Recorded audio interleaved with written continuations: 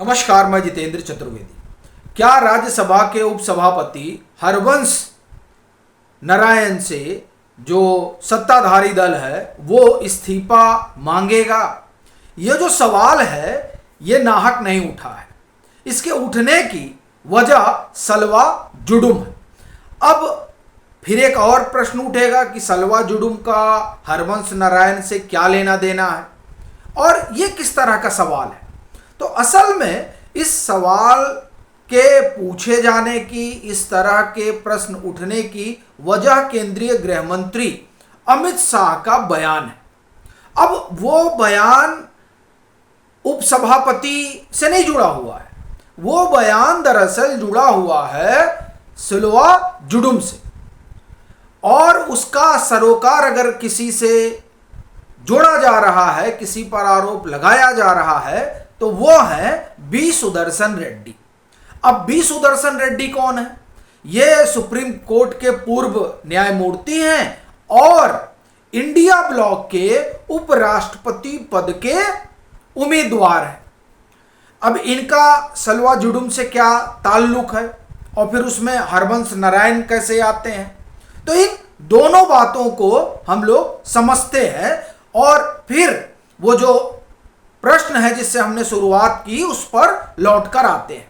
लेकिन पहले जो उपराष्ट्रपति के उम्मीदवार हैं इंडिया ब्लॉक की तरफ से, बात उन्हीं से शुरू करते हैं।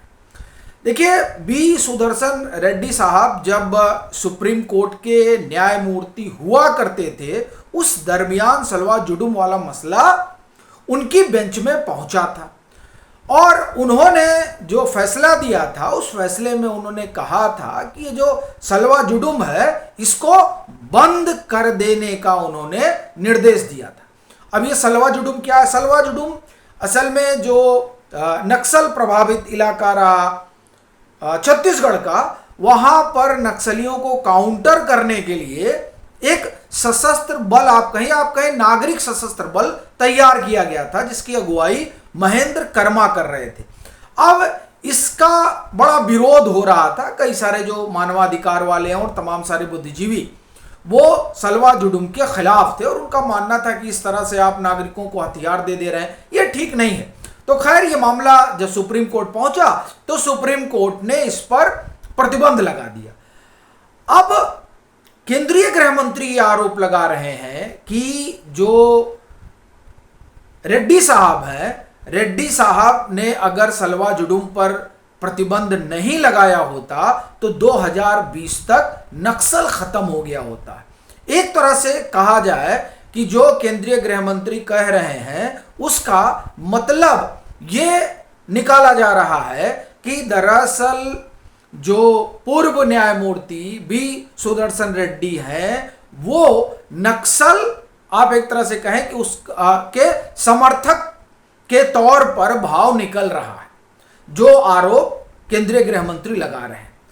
तो अगर सलवा जुडुम के ऊपर प्रतिबंध लगाने की वजह से बी सुदर्शन रेड्डी कटघरे में खड़े होते हैं तो प्रश्न फिर ये खड़ा होता है कि यही सलवा जुडुम जो है उस पर प्रतिबंध लगे, इसके पक्षधर जो है वो उप सभापति हरवंश नारायण भी हुआ करते थे।